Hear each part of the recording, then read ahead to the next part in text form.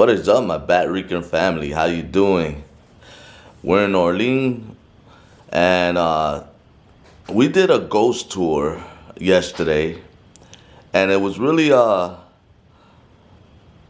should I say, interesting, and it was pretty cool knowing about the history. Our tour guide his name was Bobby. He was showing us around of the certain places that it was haunted. Uh, one happy ghost and a few non-happy ghosts. But for right now, I'm not gonna be in front of the camera like I am now, but you'll see Bobby explaining the history of New Orleans ghosts. So let's go check that out. All right.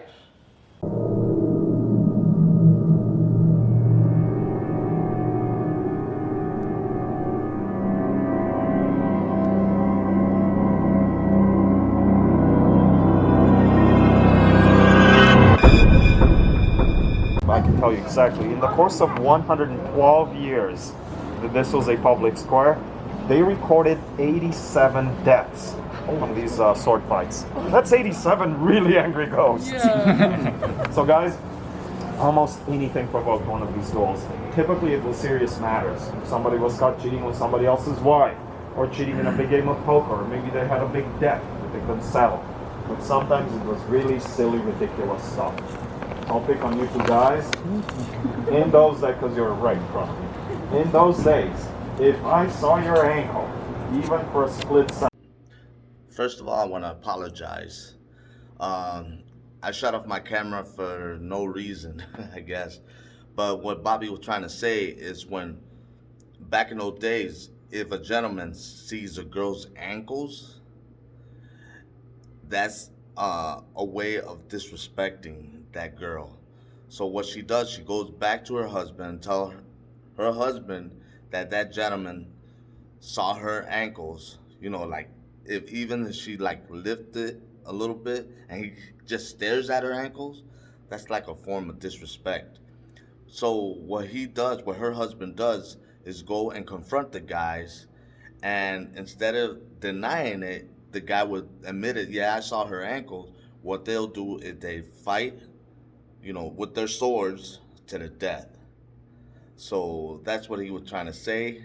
Like I said, I apologize that I cut the camera while he was explaining, but that's how it goes.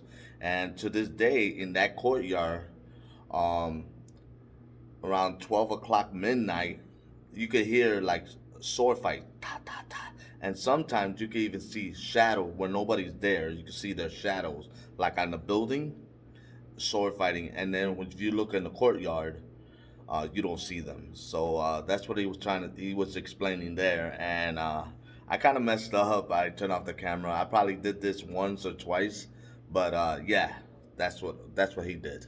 So let's go back to the video. Do you see guys close to the top of close to the top there, all those spikes? Yeah. All right, so some of them fell off because of rusting over the years. Still a few are remaining, and this is not the only house that has them. I'm a little bit of a nerd. One day I took the time to count all of them. There are 27 houses with spikes like this one. This is not the only house. And they're called Romeo spikes.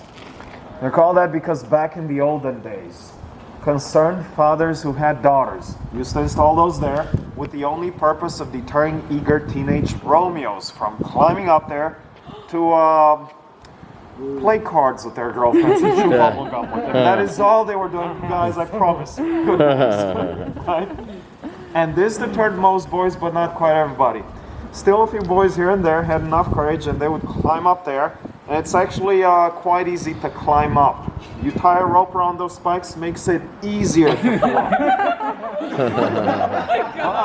But the tough part though is trying to climb down in a big hurry in case your girlfriend's dad came in home at the last minute and you're trying to escape. So these boys would always climb up as Romeos, but every once in a while they would climb down as Juliets.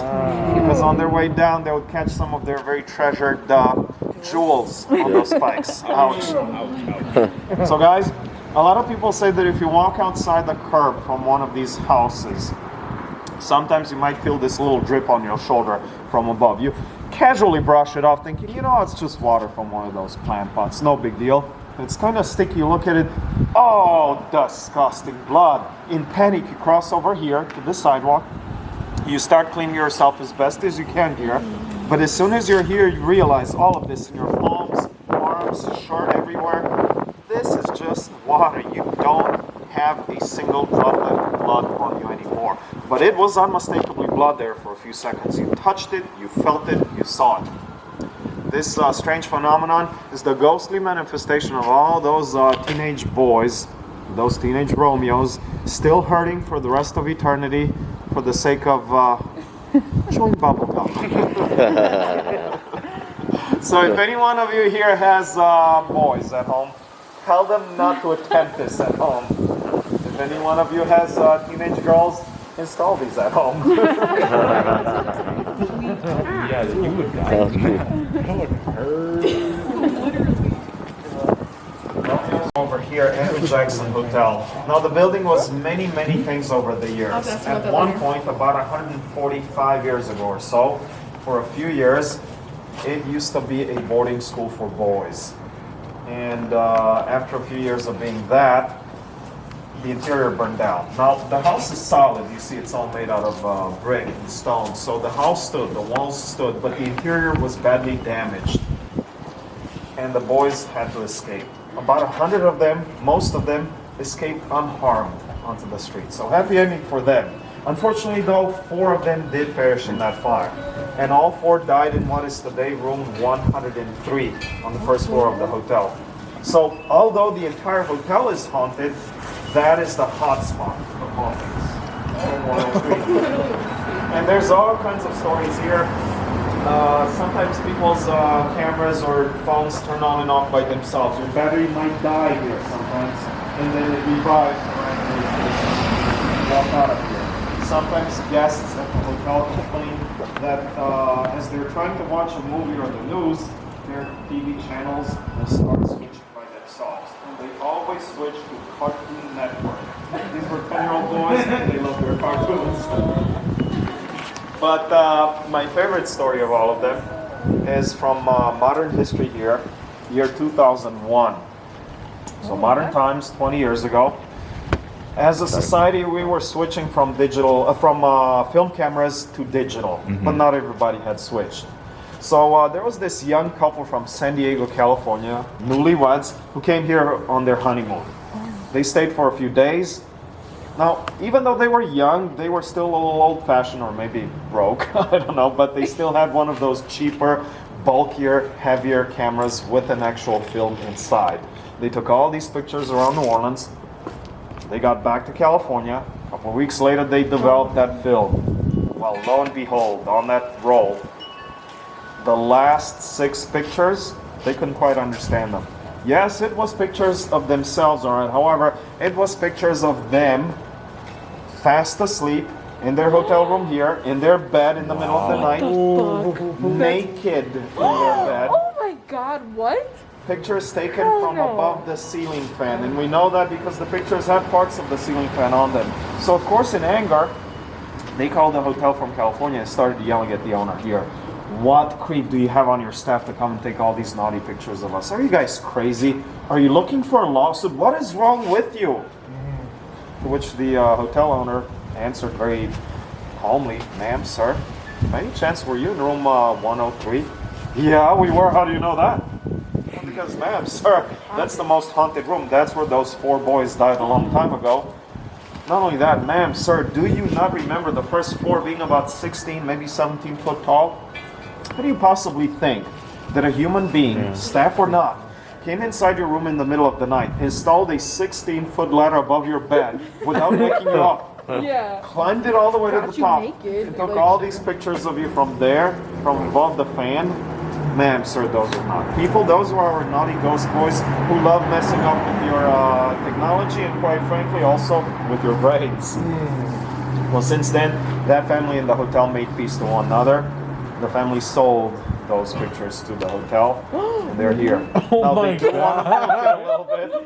They do want to milk it a little bit. I postponed it for the longest time to sing them, but finally last year I paid the, I forgot, $2, $3 fee, and I saw them. So guys, tomorrow, if you want to take a look, come and take a look. And, you can see pictures, not of ghosts, but pictures taken by naughty ghost boys. Oh my god. Yep. Anyway, so guys, next stop, the bathroom break. I was excited about that. So guys, we're gonna step back into history here to year 1832.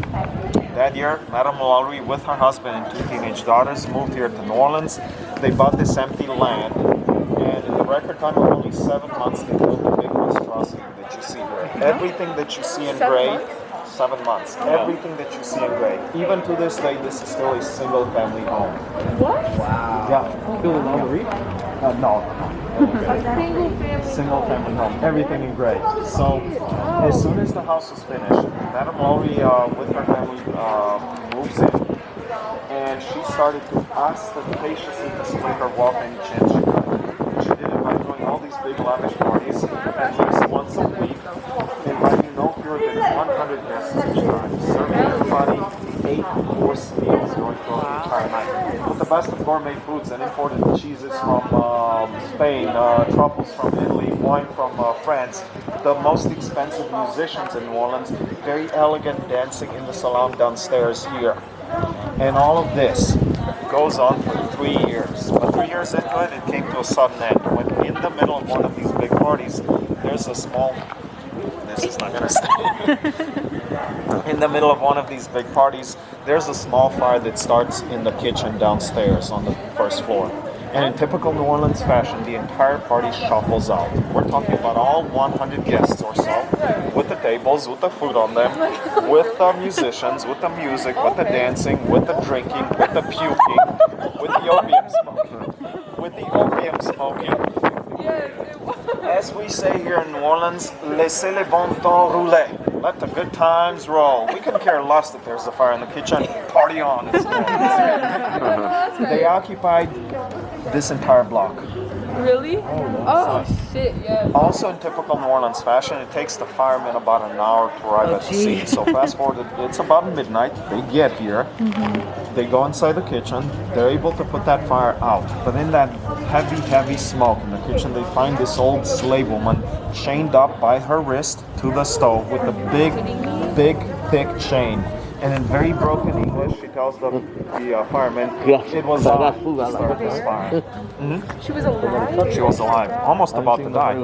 She tells the firemen, it was I who started this fire. Also I who chained myself to the stove because I did not want to have the temptation to run away. I wanted to make sure I would die.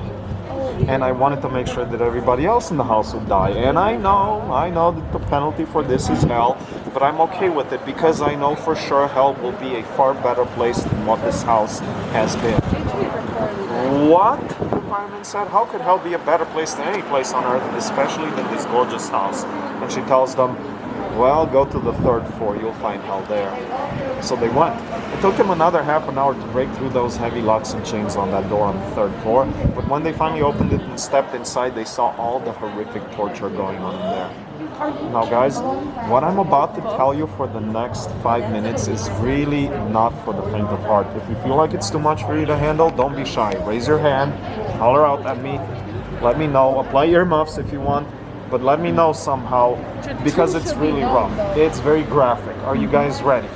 Oh yeah. All right. So this breaks my heart to say it every time, but let's go for it. The firemen stepped inside. They saw these 2 hospital beds side by side with what looked on them like a husband and a wife. On one of the beds there was a very dull scalpel and a little piece of thread there, both bloodied up. The newspapers 2 days later called this scene a very cruel, very crude sex change operation. Mind you, performed in the 1830s, guys, way before the advent of modern medicine. Apparently, Madame Lowry used only this doll scalpel to remove all the private body parts of each person and has sewn them onto the other person's body by only using that thread and nothing else. Of course, they did not survive this procedure. The firemen stepped in a little further. A little further inside the room, they saw this old slave guy tied up to the wall like this. Wires against both of his wrists and against his neck. He was still breathing. So they were happy to hear him alive, right? He's alive. He's well, right? But they couldn't see very well. As soon as they approached him and they saw him face to face a few inches away. Now with the help of that dim moonlight filtering through the window, they realized he was actually not so fine. He had absolutely no skin left on his face. Oh my gosh. Madame Lowry had peeled it all off, and now there were hundreds of maggots eating at the flesh on his face. The only thing keeping him alive were those maggots, because you see, they were also eating at the bacteria that otherwise would have infected him and would have killed him. As disgusting as this sounds, those maggots saved that guy's life. A little further in, second guy tied up to the wall like the first one. This guy was dead because he had a big hole in his skull. Not only that, but Madame Lowry had left a fork and a knife inside there. She had been literally picking at his brains, literally. And we think that she was serving those brains to her guests as a delicacy, of course without telling them what it was, otherwise they wouldn't have touched it. In the middle of the room, beautiful Persian carpet on the floor, and on top of it, small box, about this size, enough to have inside maybe, I don't know, a couple of cats, maybe a mid-sized dog, and they heard all these noises from inside. They wanted to liberate this animal. They started kicking at the box, and a couple of minutes later, it all shatters. Inside the box, though, no cat, no dog, but instead a fully adult, fully grown slave woman. The only reason she fit inside that tiny, tiny box is because Madame Lowry had broken every single bone in her body, every few inches apart. Because of this, was able to reshape her arms and legs in such weird, contorted ways that the newspapers 2 days later called this woman the human pretzel. They stepped in all the way to the end of the room, and there next to the wall they saw a teenage girl tied up to a chair. They approached. When they were right next to her, they finally saw with that moonlight that she had actually no wounds, no scars, nothing wrong was done to her. They could not believe what they saw. They threw their arms in the air. Thank God that this girl is fine. Not only that, she's a witness. Thanks to her testimony in the courts, the judicial system will be able to give Madame Lowry maybe a life sentence in prison, maybe even the death penalty. So very happily they started unstrapping the girl from her bonds. But you see, the only thing is, it's very likely that that girl was born in that room and had only lived as a prisoner in that room, witnessing all this torture every single day right under her eyes. So maybe she was not conditioned up here. There are good things in life and good people in life. Maybe she thought that everybody was sadistic, as Madame Lowry. So not realizing that these firemen were their saviors, not realizing that they were actually good, freeing the worst from them. As soon as she was freed from those bonds, out of fear, she started running through that room as quickly as she could. She saw a window at the other end. Not knowing what's on the other side, or maybe knowing and hoping for death, she broke through the window. It's the window that you see bricked in today. As the reason it's bricked is because for the past 100 years or so after she jumped, all the later owners had been replacing the window with a brand new one in the daytime, but at night it would break by itself. And they would board it up with plywood for a month, try it again a month later, it would break again, on and on and on for 100 years like this. Finally, one of the owners decided enough with all this shattered glass and going to break it all in. But obviously it's the ghost of that girl reenacting her death again and again and again. Poor thing is trapped there for the rest of eternity. Now guys, back then the house did not have any of these balconies, or as we call them, these galleries. So of course the girl fell flat on the ground, face down, and died on impact when she hit the sidewalk there.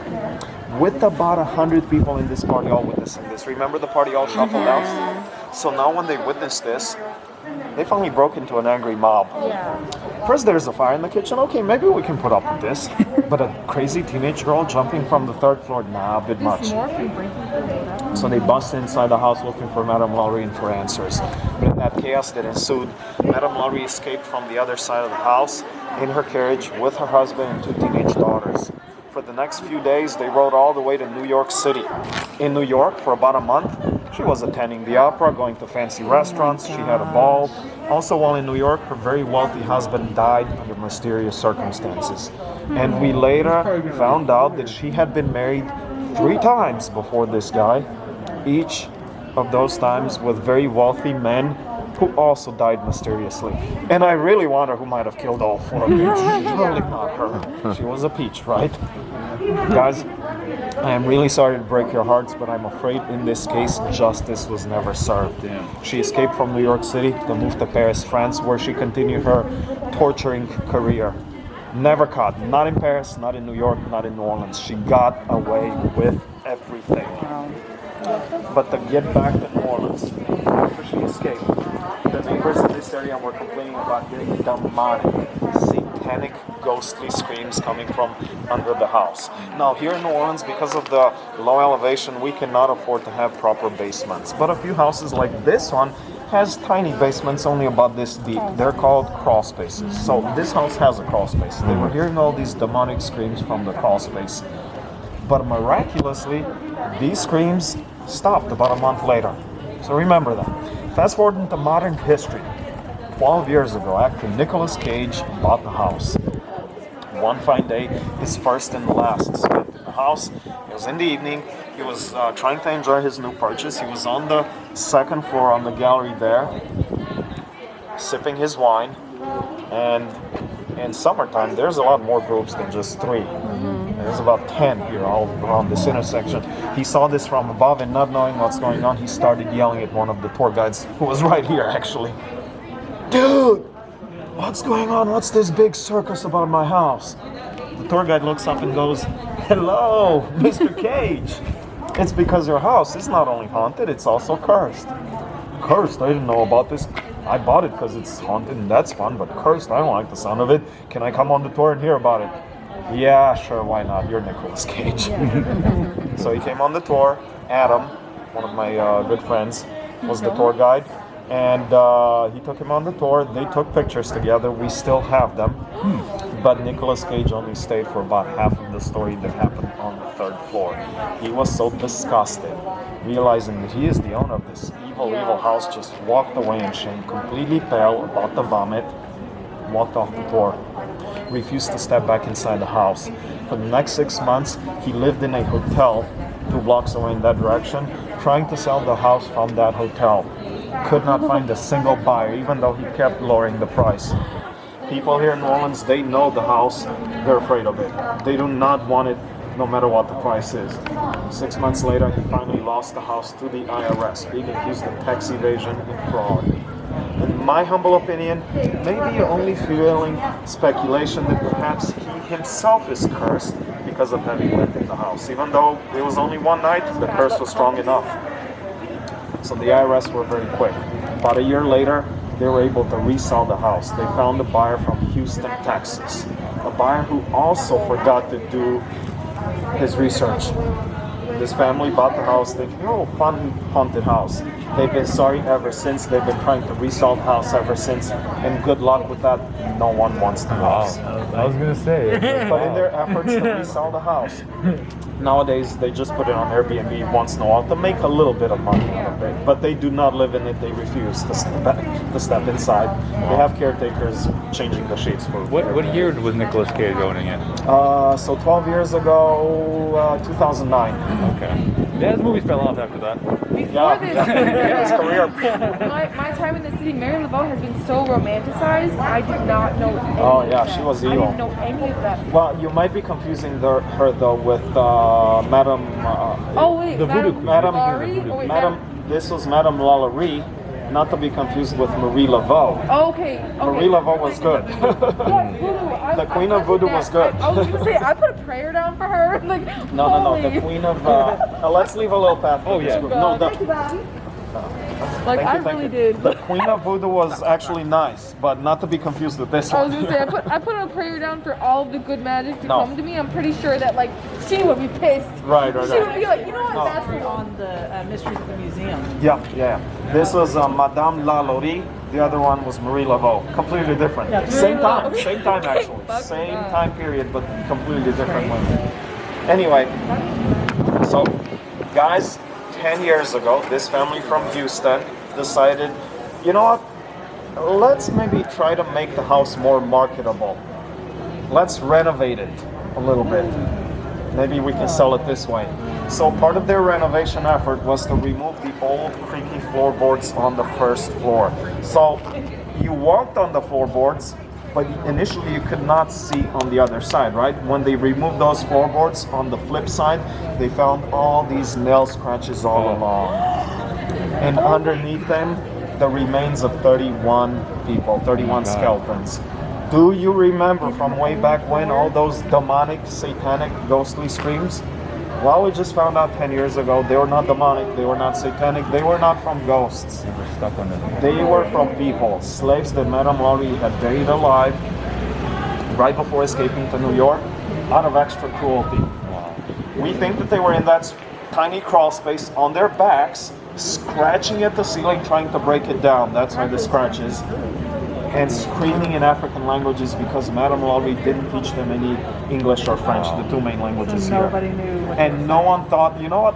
Everybody thought, we don't understand these languages, they gotta be demonic and satanic. No one thought of checking in on that. But remember, I told you that the neighbors heard the screams for about a month. How was it possible if they didn't have food and water? Well, as far as water, they were scratching at the ground and getting into that water table. And from the way the bones were arranged, forensic evidence 10 years ago concluded that about half of these people ate the rest in cannibalism to survive. So for that reason and everything else, yes, I do believe the house is cursed. When I started doing these tours 7 years ago, I didn't know any better. I thought, let me be more authentic than the other tour guides. Let me do this story not here, where everybody does it, but there on that sidewalk. Terrible idea. For those few months, not every day, but every few days, every 3 days on average, I had guests there having nosebleeds, complaining of chest pains, stomach aches, people collapsing, people vomiting. People were completely fine before and afterwards, but not okay there. So I do know the house has a negative impact on people, and I keep you guys in safety on this side. Damn, I just crossed the street to I did too. For a few seconds, it's fine. Yes. you held your breath. Yeah, for a few seconds, it's fine. But I am afraid of the house. So, guys, unless you have any questions about this evil, evil place, let's go. get out of I'm here. just gonna Yeah, let's go. That's I'm enough. gonna be a witness to all of that.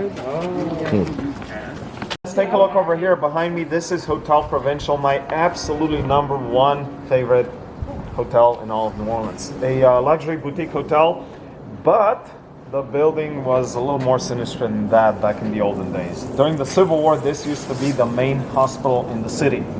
So soldiers would come back from the battlefield, and even if you had a very minor flesh wound on your arm, leg, anywhere, almost always the doctor would choose to amputate that. That's because the city was surrounded by enemy armies. Because of this blockade, we could not get any medical supplies from the outside. It was only water that the doctors had to use to stop the disinfect the wound, which was not enough. Water is not enough to stop the risk of a gangrene spreading from that wound to your entire body and killing you in a big infection a couple of days later. So to be on the safe side, let's just amputate. Amputations done without anesthesia and by saws. So imagine for a couple of minutes cutting through bone like that. Zzz, zzz, zzz, zzz. Is this pre when they knew that alcohol would have done it? Well, they used a little probably use alcohol, brandy. but we were short on alcohol too. alcohol makes you breathe more clear. So, guys, all kinds of ghosts here because of this, all kinds of orbs, ectoplasm, the normal ghosts. But beyond all this, I want to tell you my favorite story here. It dates from year 2004. So modern times. Two young kids, twin brothers from Peoria, Illinois, got here for their first time. They had just turned 21. They were still living with their parents. very strict parents who did not allow any alcohol drinking, even after the age of 21. But these two kids wanted to have a drinking rite of passage, and what better place to do it than the drinking mecca of the United States, New My Orleans. brother just turned 21. I know. Happy birthday. Happy birthday. Anyway, so they got here to drink, to be away from their parents. They got a room at the hotel here, and that evening they went to Bourbon, and man, on Bourbon, they drank. And they drank, and they drank so heavily. They had a total of a beer and a half each. There was a lot for them. At the very ripe hour of 10 p.m. Around this time, 10 p.m., they decided, dude, it's so late, and we're so wasted, let's go back and sleep. So they got back here, they slept like babies. But not for the entire night. Because you see, around 3 a.m., which in many cultures is also known as the devil's hour, the witching hour, one of the two boys wakes up to this strange noise in the room. And from very sleepy eyes, he sees way at the other end of the room, in a corner, a little red dot bouncing up and down, kind of like an orb, but you'll see much more sinister than an orb. The dot comes closer and closer and closer. A couple of minutes later, it's right in our kid's face, just a few inches away from his eyes. And now our kid, with the help of that moonlight coming through the window, realizes that actually this dot here, it's the end of a lit cigar. Oh. On the other side of that cigar, the face of this grumpy old man smoking it. Our kid is paralyzed now. He is so afraid he cannot even move a muscle. He just stares at this guy. And he looks a little closer. He sees that the old man is all dressed in white overalls, and they're all bloodstained everywhere. Our kid realizes that this is a doctor, a surgeon. What is this creepy-looking doctor doing in my hotel room in the middle of the night? He looks yet closer. He sees that the old doctor was wearing in one of his arms this very, very heavy-looking, very rusty-looking saw, and swing it back and forth, very slowly, with this stern, menacing look on his face. And after a while, the doctor, with his other hand, just grabs her kid's leg and says, "Son, I'm afraid that leg's gonna have to come off now." Young kid screams to the top of his lungs, wakes his brother up. They both confirm they both saw the same thing. They did not hesitate a single second. In their underwear, they rushed through the lobby of the hotel. They came half naked like that on the street, only grabbing their wallets, and they fetched the first cab that they saw. And trust me, guys, in New Orleans, you can catch a cab even completely naked. I've seen the sign on the bar where like, God, that joke was over. Yep. without no cab, we're still welcome. Anyway, they did not stop until they got to the airport, and I really hope they got some clothing there. But one I know for sure they got was the first flight back to Chicago, vowing to never again come back. If that happened to me, I probably wouldn't want to come back either, would you? Sometimes I have 5-year-old boys on my tour saying, "I want that room, I want that room." Go for it, not me. Anyway, guys, I have one story left. It's the furthest away from here. It's gonna be 5 blocks before we get there, but it's definitely worth it. It's a quasi-romantic story. I say romantic because I'm a romantic guy. I believe in the power of love, and I do see a lot of couples here. Did I say quasi though? I did. You did say It's a sad story. It's a sad romantic story. It's the story of too much love, too much devotion and loyalty that just misfired in a bad way. So who's ready for a sad romantic story? Yeah. Let's go this way. Ladies and gents, for this story, it's very, very important that you see across the park there's that building, and the left end of it, you will see that lit up dormer window there. Yep. That's important for the story.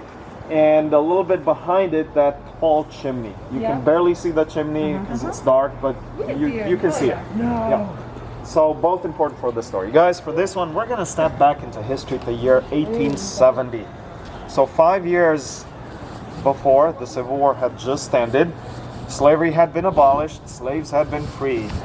But here in the South, we still had stupid laws that did not allow any interracial marriages. One such couple were Michi and Julie, both French speakers. Their names would translate as Mikey or Mike, Michael, and Julia. Michi and Julie. They lived blissfully, deeply in love with one another in that building there. But something was awry. They could not get married because Mishi was 100% white, whereas Julie was what we called in those days an octoroon belle. And what in the world is that? Right? Well, if you think of it, octoroon, octo, 8, she was 1/8 black. 7/8 white. She looked off white, more white than black, but in the eyes of the law, one drop rule, stupid laws, she was still considered black. Written in her birth certificate in big letters, octoroon, a stamp of shame in those white days. complected though, right? Yeah, white complected, like Meghan Markle. Oh, okay, okay. You know, honestly. So, they're both. Oh no, I was talking to myself. Sorry. Yeah. Anyway, both really depressed because of this, but still deeply in love. 3 years passed by. Fast forward now, we're in the depths of winter one year between Christmas and New Year's Eve, when we had this weird phenomenon that night. This phenomenon that happens here once every 30 years on average. This horrible, dreadful, dreadful thing, bizarre thing called the snow.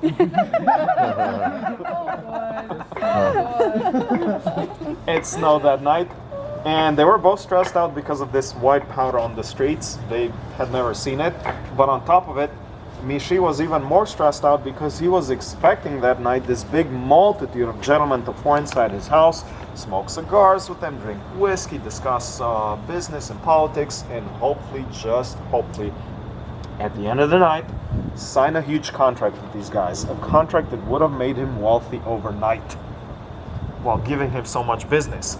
And with this newfound money, with all that business, maybe a few months from then, he could purchase boat tickets for both himself and for Julie to cross the Atlantic, to go to France. Even though they were American citizens, even though they were born here, they were French speakers, remember? And New Orleans now was speaking more and more English. They did not like this. They wanted to go speak French in France. But the best part for them of all of this is, guess what? Earlier that year, France was the first modern country to allow interracial marriages. So for both of their sakes, for the sake of them getting married and to have kids that they could send to schools, that they could educate and give rights to, for the sake of them being legal and not have to live in fear any longer. He wanted to put out the best appearances with these guys, to get that contract signed, to get that money, and to get the heck out of here. But Julie, even tonight, same tune as always. Mishi, Mishi, Mishi, marry me, marry me, marry me. Because he's so stressed out tonight, he makes a stupid, cruel joke. He says, Julie, darling, I love you so much. I love you from the bottom of my heart. But I have no proof that you love me. The only way you can prove it to me is if I find you tomorrow morning, completely naked, waiting for me like that on our rooftop. I'll be there the first thing in the morning. But get out of here. Leave me alone. I'm busy with these guys. Can't you see? Ah, whatever. She goes very sarcastically and angry, just storms out of that room. And because of this sarcasm, he thinks, all right, she got my joke. I'm so funny. I'm hilarious. Haha. He goes back downstairs, meets up with those guys. They drink, they discuss, they smoke. At the end of the night, towards morning, he gets the contract signed. All of a sudden, he is wealthy beyond belief. He is so happy. And as all those, I cannot speak anymore. And as all those guys start walking back to their homes in the early hours of the morning, he goes back upstairs, so happy, bursting through the doors of their bedroom on the fourth floor there in the attic, screaming, Julie, Julie, I signed the contract. We're rich. I'm gonna take you to France. We're gonna get married and have a family and kids. Yeah. Only problem is, Julie is nowhere to be found this morning. That bed had not even been slept in that night. He remembers the stupid cruel joke and panics. Oh, no. What if she took my joke for granted? He exits their bedroom through that dormer window I showed you. And from the outside of the window, he sees Julie, completely naked, as he requested in his stupid cruel joke, hugging that chimney I showed you with all her might. For whatever warmth the chimney had been providing throughout the night from the stove down below. Goes there very slowly and carefully not to slip on that ice and snow on the rooftop. Touches her body, her naked, frozen, dead body. The warmth from the chimney was not enough that night. He calls the authorities, they take her down, they confirm, yep, she's been dead and frozen for probably a couple of hours by now. You moron! Why did you tell her to come up here on this cold, cold night? What is wrong with you? And what was wrong with her to listen to you? A couple of days later, there's a funeral. A few days after that, he goes completely insane. Being overcome with remorse, with guilt, he becomes an alcoholic, roaming the streets late at night, puking all over these sidewalks, breaking things. On the 1-year anniversary of her death, another cold December night next year, being so overcome with remorse and with guilt, he ends his life with a bullet through his brains right in front of that building on the other sidewalk. Fast forward into modern days, they're still here as ghosts. Him, a very boring ghost for New Orleans standards. He doesn't talk to you, doesn't interact with you, just a drunk, transparent ghost, this ectoplasm / air just wobbling back and forth. Might walk through you, but that's it, about it. That's not exciting for us, for our standards. Her ghost, a little spicier, you could say, because you see, she has a penchant for shiny objects. Ladies in this group especially, but also gentlemen who like jewelry. Julie loves your jewelry. If you walk on that sidewalk late at night, especially on cold nights, and I think tonight qualifies as a very cold night, I would say. On cold nights, late at night, walking there, you might have your jewelry gone, missing. In panic, you're going to look all over that sidewalk for it. You're not going to find it on the sidewalk, but a few minutes later, you will find it. Maybe in your pocket, maybe in your purse, maybe on your other hand. You see, Julie is a ghost, but she's not a thief. What she likes to do is take temporary possession of your jewelry. Likes to play with it a little bit, fondle it, and then always gives it back to you, but somewhere other than where you expected it to be, just to mess with you here. Yeah. Also, for the last 100 years or so since the world invented the telephone, the folks from all these buildings here on this side, they've been known to call the cops on cold, cold nights and frantically report. Police officer, operator, you got to send somebody here as quickly as you can, because across that park, on that rooftop, there's a crazy looking, completely naked, exotic dancer doing this weird little dance and hugging a chimney. Cops have gotten so used to it, they either hang up the phone on you or they tell you, ma'am, sir, relax. That is not a person, that's just Julie's ghost.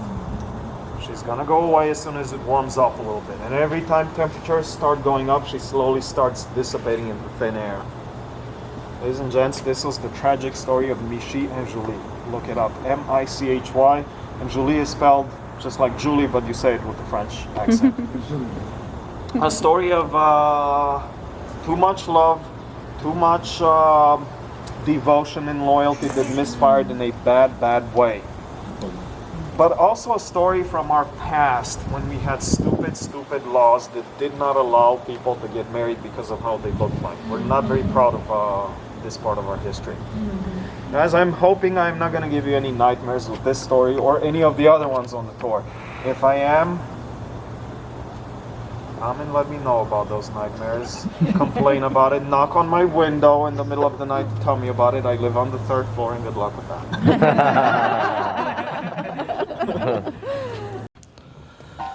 So what you think about that, huh?